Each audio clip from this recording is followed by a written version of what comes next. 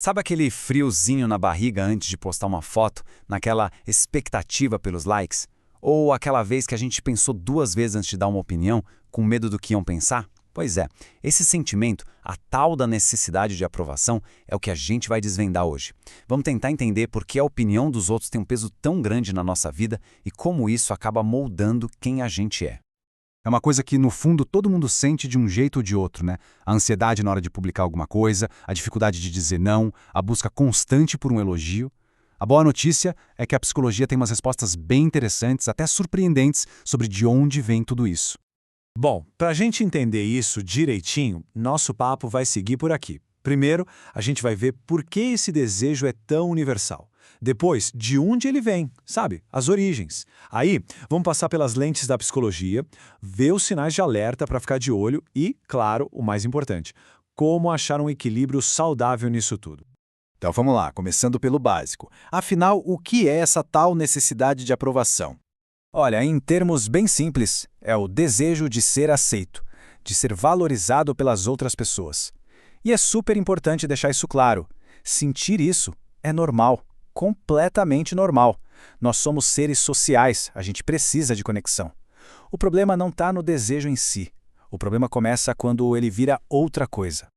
E é aqui que a gente vê a grande diferença. Pensa assim, de um lado tem o desejo saudável, aquele que nos ajuda a criar laços, a fazer parte de um grupo. Do outro, tem a necessidade que faz mal, que é quando o nosso valor pessoal parece que depende totalmente do que os outros pensam. É essa linha fininha entre uma coisa e outra que a gente vai investigar agora. Mas, como é que essa necessidade nasce e cresce dentro da gente? Bom, a resposta para isso, como para muita coisa em psicologia, começa lá atrás, na infância. Existe um processo que os psicólogos chamam de condicionamento social e afetivo. Funciona mais ou menos assim, ó. Uma criança tem um comportamento, qualquer um, aí ela recebe uma reação, que pode ser boa ou ruim. Com o tempo, ela vai aprendendo a repetir as atitudes que trazem aprovação. É um jeito básico de aprender a viver em sociedade. E é aqui que a coisa pode começar a complicar, porque se uma criança percebe que só ganha atenção, só ganha afeto quando ela agrada todo mundo, ela pode acabar guardando uma ideia bem perigosa, a de que ser aceita é mais importante do que ser ela mesma, ser autêntica. Beleza. Agora vamos avançar um pouco e dar uma olhada em como as diferentes linhas da psicologia enxergam esse mesmo fenômeno. Cada uma delas traz uma pecinha diferente para montar esse quebra-cabeça. A psicanálise, por exemplo, vai focar muito no nosso desejo de sermos vistos, de sermos reconhecidos, principalmente pelos pais e pela sociedade, o que é chamado de o outro. Quando a nossa identidade fica dependente demais desse olhar de fora, o resultado pode ser o que eles chamam de ego frágil, que tem dificuldade de se bancar sozinho. Já a psicologia humanista traz um conceito bem interessante. As condições de valor, sabe? É como se a gente pensasse, eu só tenho valor se eu tirar notas boas, ou se eu não discordar de ninguém. A gente começa a agir como esperam da gente e acaba escondendo o nosso eu de verdade. O contrário disso seria a aceitação positiva incondicional, que é quando alguém é valorizado simplesmente por ser quem é. E aí vem a abordagem cognitivo-comportamental, que é bem direta ao ponto. Ela enxerga essa necessidade de aprovação como um padrão de pensamento, uma crença central que não funciona bem. Aquela ideia de eu só tenho valor se os outros gostarem de mim, sabe? É essa crença que acaba servindo de gatilho para a ansiedade social, para o perfeccionismo, para o medo de errar.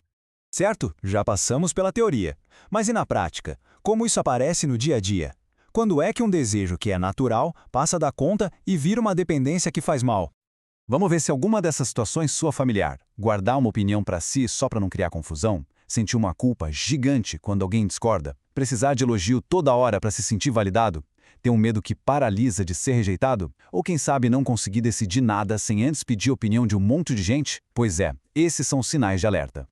E o ponto aqui é o seguinte, esses comportamentos não são coisas isoladas.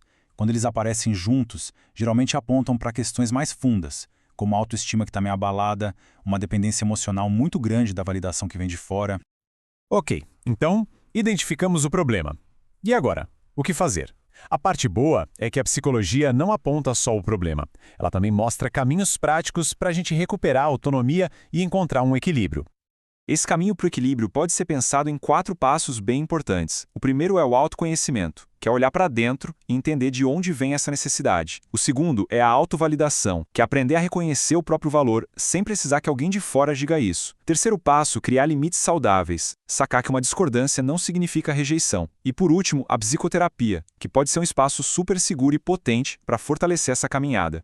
Porque no fim do dia, o objetivo não é virar uma ilha e não ligar pra mais ninguém, né? Isso nem seria possível, e muito menos saudável. A meta de verdade é encontrar aquele ponto de equilíbrio, aquele lugar onde a gente consegue fazer parte de um grupo, pertencer, sem ter que abrir mão de quem a gente é de verdade. E tem uma frase que resume essa jornada toda perfeitamente. Viver em harmonia com os outros sem deixar de ser quem se é. Não é sobre escolher entre si e o outro, mas sobre integrar as duas coisas. A grande questão que fica, então, é essa. Como é que a gente consegue manter as conexões que são importantes para nós e, ao mesmo tempo, continuar sendo fiel à nossa própria voz?